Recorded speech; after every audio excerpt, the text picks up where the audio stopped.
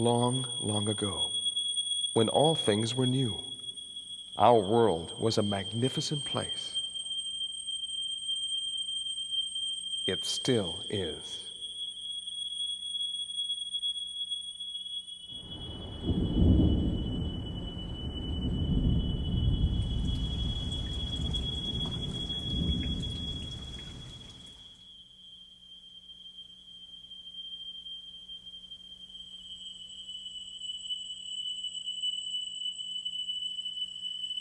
The first people tell us spirits created the universe with beautiful noise. In the beginning, there was music.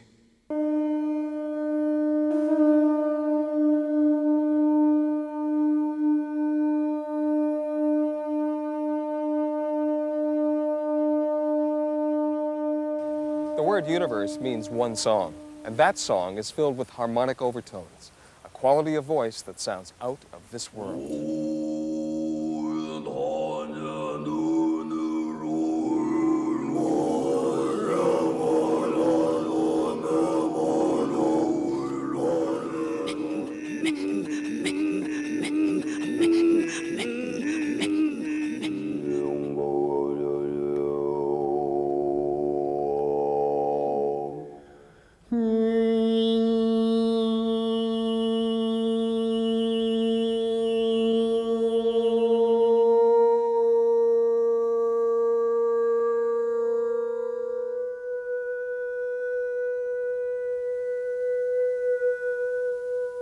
These amazing sounds are produced by manipulating the tongue, the lips, and the vocal cavity. All in all, there are several overtone styles around the world. One of the ones I like the best, though, is something I used to do as a kid.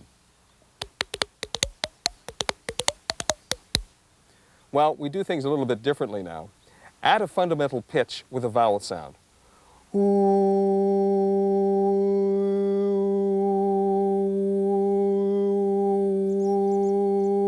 It's kind of like whistling. That's overtones. Pythagoras was among the first to investigate harmonic overtones. The ancient Greek philosopher experimented with the monochord and found within its solitary string a rainbow of notes and pitches.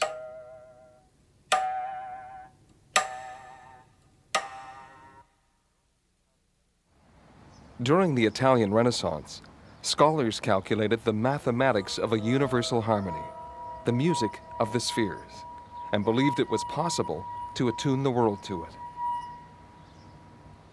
Many were certain the Greeks had come across a secret of transforming the human soul with musical overtones, and the divine monochord was the key. It's commonly thought that Pythagoras was the first one to deal with the cycle of fifths and calculate octaves and all that kind of stuff. But the Chinese did it before. They called it the celestial scale, an upward spiral of 250 octaves from which 5 specific tones were selected for their special qualities. But the interesting thing about this Chinese celestial scale was that supposedly it had such amazing properties that if it was possible for you to tune in it, and obviously without machines it was very difficult to get that accurate, but if you did tune in it and played in that, the people listening would immediately be taken to heaven. Overtones can be thought of as the shafts of light in a rainbow, the waves that ripple out from the center of a splash, the colors inside a specific color. When we're talking about overtones, if you imagine a white light going through a prism and breaking off into that rainbow of colors, well, that's actually what happens with sound. Is you take a note, and then what I can do with my mouth is I can accentuate any one of those. Now this is with my mouth, also using some of my sinus cavities. I can then use my tongue to, and there's numbers of positions to do this, to isolate one of those and make a fairly, and use a fairly high one. For instance.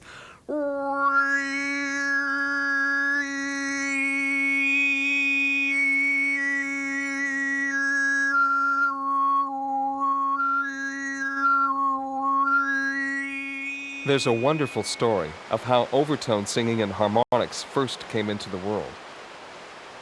Legend has it a sacred waterfall in Tuva, a small Mongolian country in Central Asia, is the source of harmonic overtones. By listening closely, you can hear harmonics inside the music of the cascading water.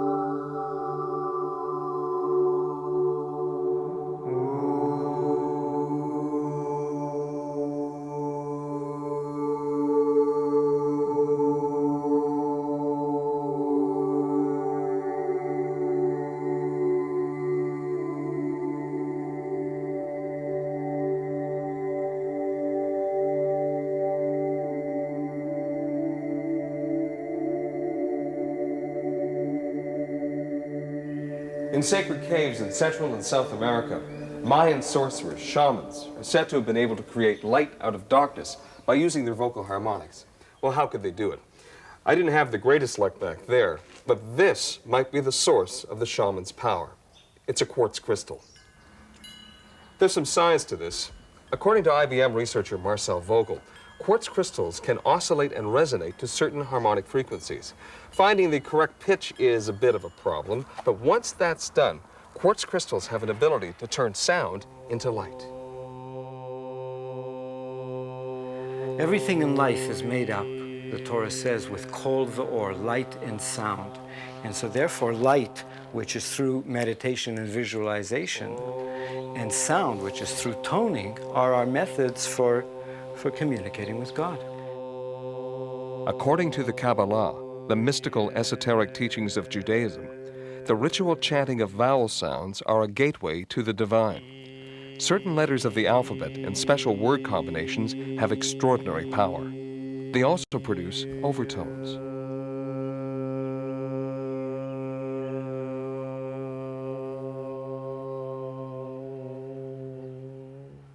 Specific head movements help to focus concentration and enhance the mystical experience.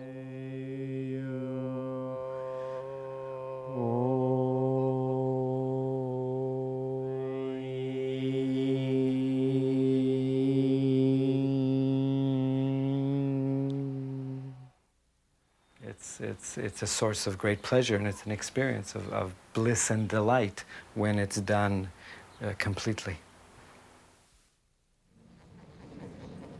The geometry of the spirit, a Tibetan sand mandala. Each grain of sand is thought to represent a quality of mind, and the 5 colors, the consciousness of the Buddhas. Tibetan monks use the mandala as a tool for meditation and purification. They believe anybody can experience its healing properties by simply coming into contact with one.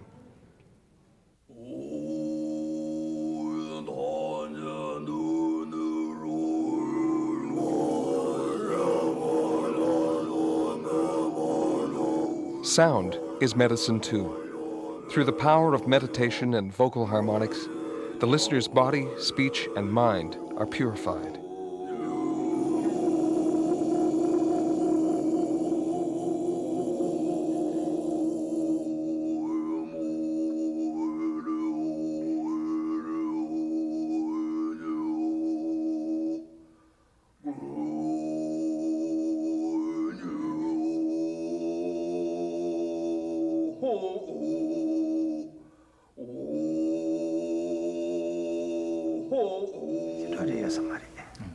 The abbot says, Tibetan overtone singing isn't very old. It came into being during the lifetime of the 5th Dalai Lama, about 700 years ago.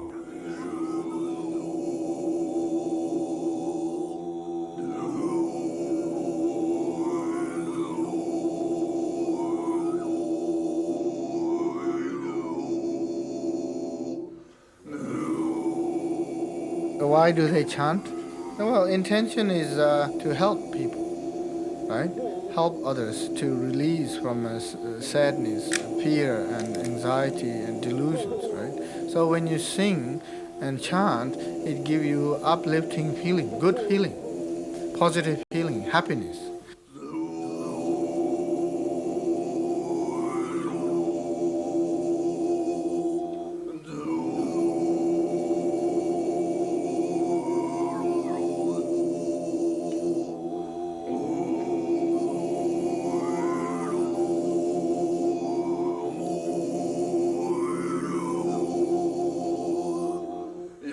Tibetan overtones are accomplished by employing a remarkable multiphonic vocal technique. A single voice can produce 3 notes simultaneously, thus creating a complete chord.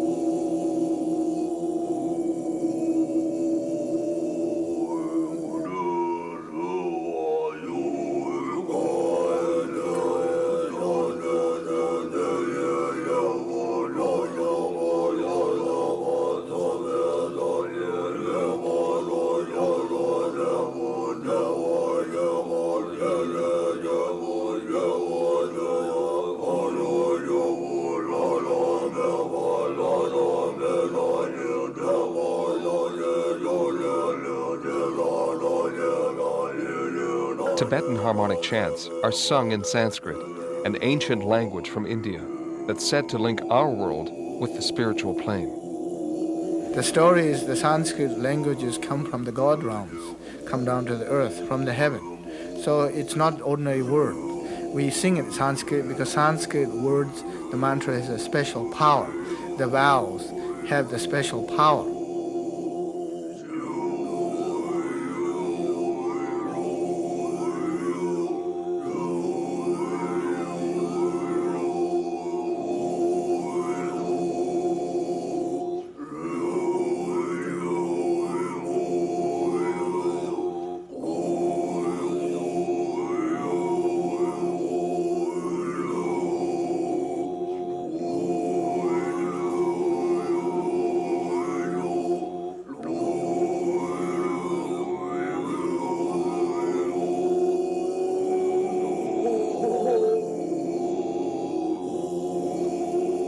It's almost impossible to understand the exact meaning of Tibetan harmonic chants.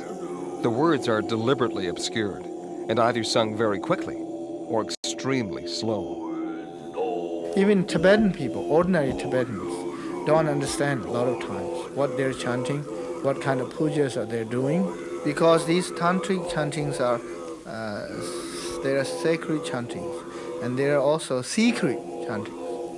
So according to Tantra, the more you keep it secret, and it has more power.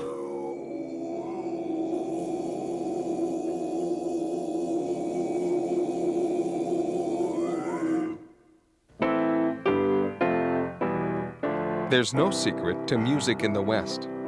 It's accounted for by notes on a scale. In Asia, the music is found between the notes. What they do is they use the notes as a skeleton of the piece. This is the structure where the notes are. And what happens between one note and the next is where the music exists and where all the power of it exists. How did you take that? Music is also captured within geometry. This is an Indian yantra. According to the Hindu and Tibetan traditions, bursts of pure sound can trigger the chakras in the body. Now, chakras are subtle points of energy. Each have a specific influence on our personal well-being. In all, there are 7 chakras, from the base of our spine up through to the top of our head. Back in the 18th century, physicist Ernst Chladni came up with a clever experiment to show the power of sound. What he did was he took a metal plate and he sprinkled some beach sand on it, like so. Then by taking a violin bow, he stroked the side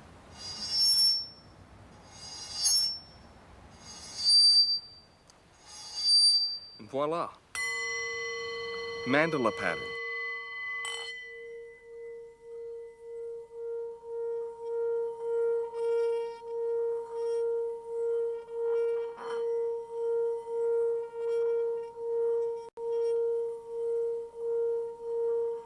There's power in harmonic overtones. Power to soothe, to praise, to heal. They can also hurt you.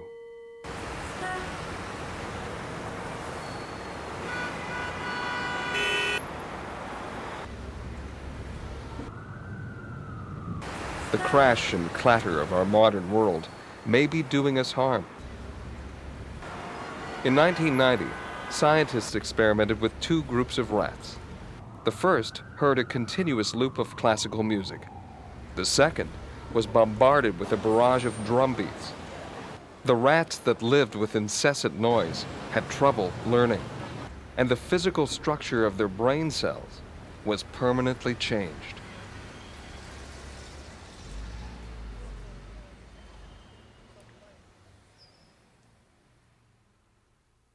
Adoro te devote, latens deitas, que sub his figures Pure, simple, peaceful. The Gregorian Chant, a quality of voice faithfully maintained by the Benedictine order of monks. Plain chant is a servant of prayer, and it rises right out of prayer. It isn't something to be sung for a concert, you know, just for making a pleasing sound. Actually, Gregorian chant is really sung prayer. sed auditus solo tutto creditur. Credo quid dexit Dei filius, nil hoc verbo veritatis verius. In cruce latebas. It enables me to pray twice, just exactly as Augustine said, qui cantat bis orat. He who sings, prays twice. Atque confitens, peto quod petivi. Gregorian chant is almost always heard in a church setting. A combination of the architecture and the smooth, elongated vowel sounds of the chant creates the conditions for harmonic overtones.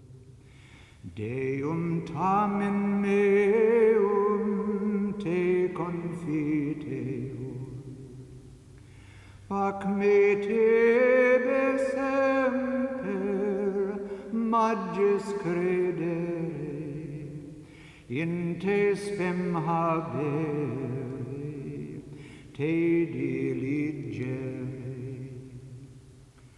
O memoriale.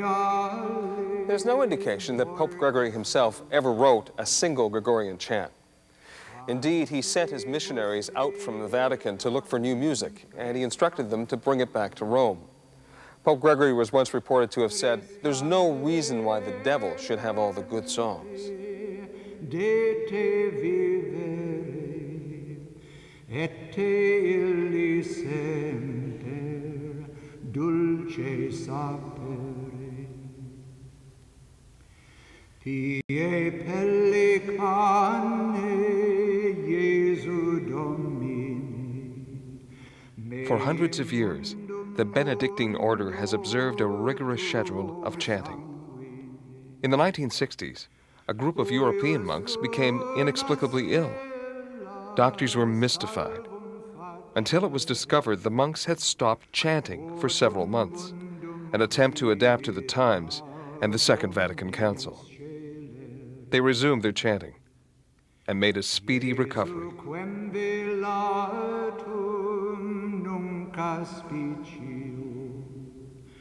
Oro fiat illud quodtam sitio. There's a sense of tranquility. The Gregorian has a quality about it. There's a secret about them that induces a certain restfulness and tranquility. Tue gloriae. Amen.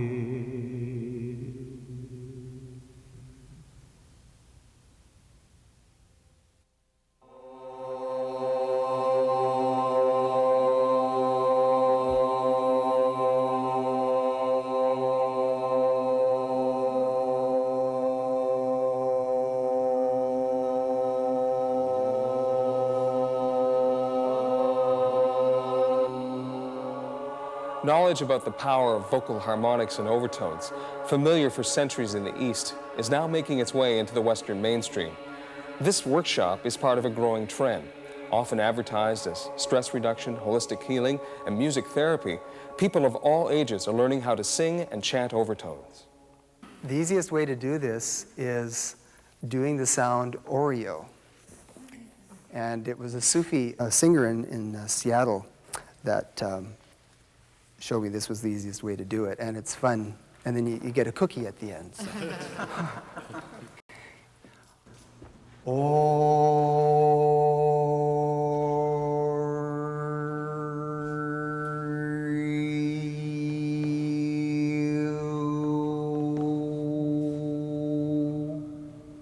Could you hear them?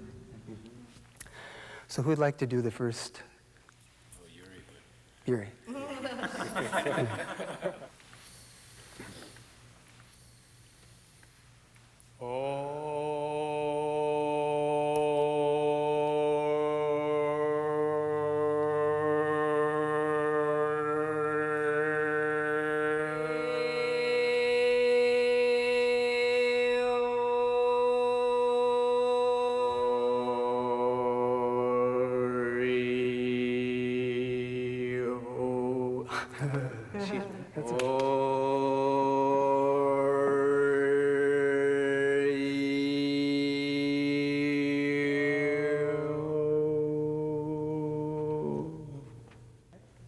A lot of breath.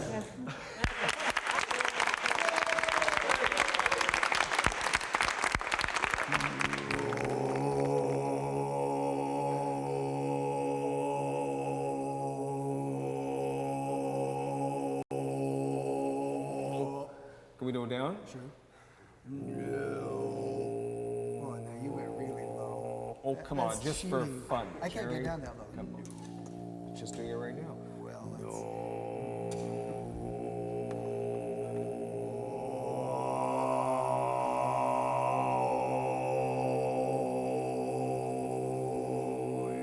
again, the experience with working with overtones, even without knowing what I was doing, just the nature of them, that's the amazing thing. You don't even have to really know what you're doing. It just works.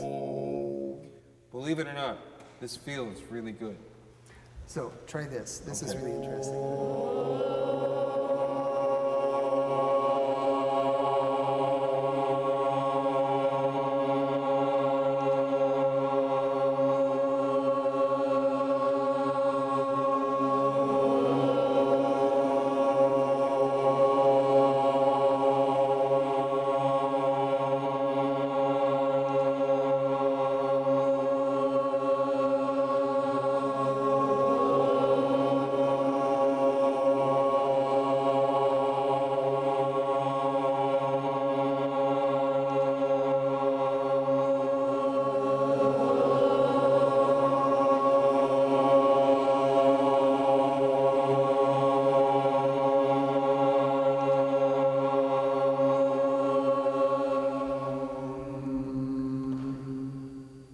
I hope this program encourages you to experiment with harmonic overtones. For me, overtone singing is like a meditation. It calms the mind, and it refreshes me. It's kind of like having your batteries recharged after a long, difficult day. Although we can't be entirely sure how it works, I know from personal experience that it does. Interested? Well, it all begins with a chants encounter. I'm Don Hill.